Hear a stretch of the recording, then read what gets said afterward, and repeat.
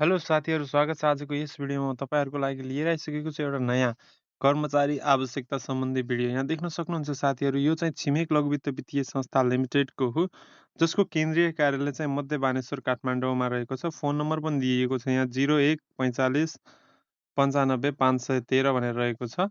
र यो सूचना चाहिँ प्रकाशित भएको मिति भनेपछि साथीहरू 2083 साल 4 महिना 11 गते, यानि कि आजकै डेटमा भएको छ। यसमा चाहिँ अलिकति कम क्वालिटीको फोटोज देखिरहेको होला, किनभने यो युट्युबमा त्यसमा हाल्दाखेरि अलि फाटिहाल्छ होइन। सो नेपाल राष्ट्र बैङ्कबाट घ वर्गको इजाजत प्राप्त राष्ट्र स्तरको यस छिमेक लघु वित्त वित्तीय संस्था लिमिटेडमा देखाए बमोजिमको खुल्ला प्रतियोगिताबाट कर्मचारी भर्ना गर्नुपर्ने भएकोले चाहिँ योग्यता पुगेका इच्छुक नेपाली नागरिकहरूबाट मिति 2083 साल 5 महिना 2 गते भित्रमा चाहिँ यस वित्तीय संस्थाको तल उल्लेखित ठेगानामा आइपुग्ने गरी दरखास्त आह्वान गरिएको छ भनेको छ। दरखास्त आह्वान फारमका साथ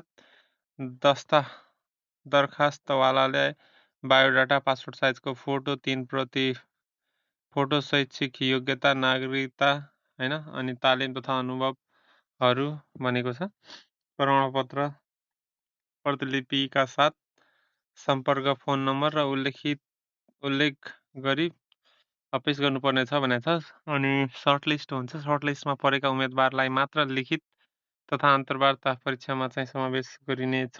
प्राप्त दरखास्त कारण खोलेर या नखोली स्वीकृत वा अस्वीकृत गर्ने वा विज्ञापन समेत होइन रद्द गर्ने अधिकार कोसँग हुन्छ भनेपछि संस्थासँग रहेको हुन्छ। र यहाँ चाहिँ अब आयो साथीहरू, क्रम सङ्ख्या 1, विज्ञापन नम्बर 01/2083 सहायक एकाइ प्रबन्धक भनेर रहेको छ। श्रेणी यहाँ दिएको छ साथीहरू, श्रेणी र तह सहायक चतुर्थ तह भनेर रहेको छ। सङ्ख्या 37 जना।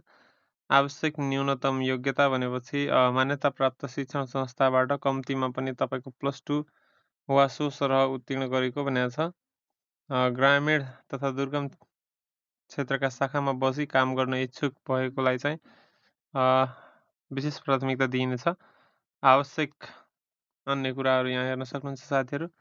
उमेरको हकबन्दीको कुरा यहाँ रहेको छ। 18 देखि 35 वर्ष ननागेको महिलाको हकमा थप 5 वर्ष हुनेछ। छनौट प्रक्रिया लिखित तथा अन्तर्वार्ता। दरखास्त फारम पाउने तथा बुझाउने स्थान भनेको दरखास्त फारम संस्थाको वेबसाइट, संस्थाको तोकिएको कार्यालयहरूबाट वा यस संस्थाको वेबसाइटबाट www.chimekbank.org बाट डाउनलोड गर्न सकिनेछ भनेको छ। भनेपछि पूर्ण रूपमा भरेको आवेदन फारम, परीक्षा दस्तुर बापतको रकम, जम्मा गरेको भौचर लगायत अन्य आवश्यक सम्पूर्ण कागजातको साथ दरखास्त फारम यस वित्तीय संस्थाको निम्न कार्यालयहरूमा चाहिँ बुझाउनु पर्ने छ भनेको छ। यहाँ चाहिँ यो कार्यालयहरू दिएको छ 11-12वटा। यी कार्यालयहरूमा पनि बुझाउन सक्नुहुन्छ भनेको छ है। 1 नम्बरमा रहेको छ फेदिम शाखा, जहाँ चाहिँ 5 थरमा रहेको छ।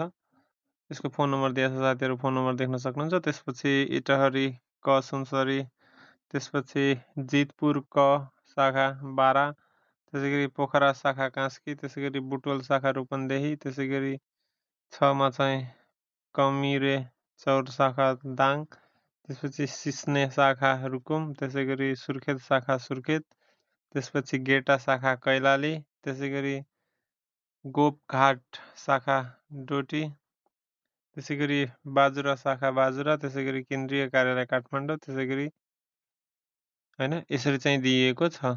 त्यसपछि घमा रहेको छ सेवा सुविधा वित्तीय संस्थाको नियमअनुसार हुनेछ भनेपछि दरखास्त दिन पाउने अन्तिम मिति 2083 5 महिना 2 गते। कार्यालय समयभित्र यदि दरखास्त दिन पाउने अन्तिम दिन सार्वजनिक बिदा परेपछि कार्यालय खुलेको पहिलो दिनसम्ममा चाहिँ दिन पाइनेछ। 6 नम्बरमा रहेको छ परीक्षा दस्तुर 300 रुपियाँ रहनेछ। 300 रुपियाँ। परीक्षा दस्तुर जम्मा गर्ने ब्याङ्क खातावालाको नाम छिमेक लघु वित्त वित्तीय संस्था लिमिटेड। खाता नम्बर रहेको छ 078 00 76 57 67 000 31। बैंक चाहिँ कुन ब्याङ्कमा रहेको छ भनेपछि प्रभु ब्याङ्क लिमिटेड, नयाँ बानेश्वर शाखा वा दरखास्त फारम बुझी लिन तोकिएका शाखाहरूमा परीक्षा दस्तुर नगदै पनि बुझाउन सकिन्छ है। ब्याङ्क नगएर नगद तपाईँले बुझाउन सक्नुहुन्छ। जुन शाखामा तपाईँ चाहिँ त्यो फारम बुझाउन जानुहुन्छ त्यही शाखामा दिँदा पनि हुन्छ। परीक्षाको मिति स्थान कहाँ चाहिँ हुनेछ भनेपछि त्यो वित्तीय संस्थाको वेबसाइट www.छिमेकब्याङ्क.org बाट जानकारी गराइनेछ। 6 नम्बर नियुक्ति प्रक्रिया लिखित तथा अन्तर्वार्ता प्रक्रियामा उत्तीर्ण भएका उम्मेदवारहरूलाई चाहिँ कम्तीमा 6 महिनाको विषयगत तथा वस्तुगत तालिममा समावेश गराइनेछ। 6 महिनाको तालिम पश्चात पुनः परीक्षा लिई उत्तीर्ण भएका उम्मेदवारहरूलाई चाहिँ वित्तीय संस्थाको नियमअनुसार 6 महिना अवधिको लागि परीक्षणकालको नियुक्ति दिइनेछ। काम सन्तोषजनक भएमा त्यस पश्चात स्थायी नियुक्ति दिइने छ। त्यसपछि विदेशी संस्थामा अध्ययन गरेका उम्मेदवारहरूले चाहिँ सम्बन्धित निकायबाट आफूले प्राप्त गरेको योग्यताको समकक्षता निर्धारण गराएको हुनुपर्नेछ। छनौट सूची सर्टलिस्टमा परेका उम्मेदवारहरूको जानकारी यस वित्तीय संस्थाको वेबसाइट www.छिमेकब्याङ्क.com बाट दिइनेछ। रितपूर्वक प्राप्त भएका उम्मेदवारहरू स्वतः रद्द हुनेछ। नभएका उम्मेदवारहरूलाई चाहिँ रद्द हुनेछ। त्यसपछि 6 नम्बरमा रहेको छ कर्मचारी भर्ना प्रक्रिया अवधिमा चाहिँ यस तहमा थप दरबन्दी रिक्त हुन आएमा सो थप दरबन्दी सङ्ख्यालाई समेत आवश्यक सङ्ख्यामा थप गर्न सकिनेछ भनेको छ साथीहरू। र यो चाहिँ नेपालको टप 1 लिडिङ लघुवित्त मध्येको एक हो र यसमा चाहिँ सेवा सुविधा एकदमै आकर्षक रहेको छ भनेपछि संस्थाले चाहिँ राम्रै गरिरहेको छ हाल नेपालमा चाहिँ होइन। सो तपाईँहरूले चाहिँ यसमा चाहिँ आफ्नो राम्रो क्यारियर बनाउन सक्नुहुन्छ। त्यसको लागि धेरै धेरै बेस्ट अफ लक भन्न चाहन्छु। त्यसको लागि यो एउटा राम्रो अपर्च्युनिटी पनि हो साथीहरू।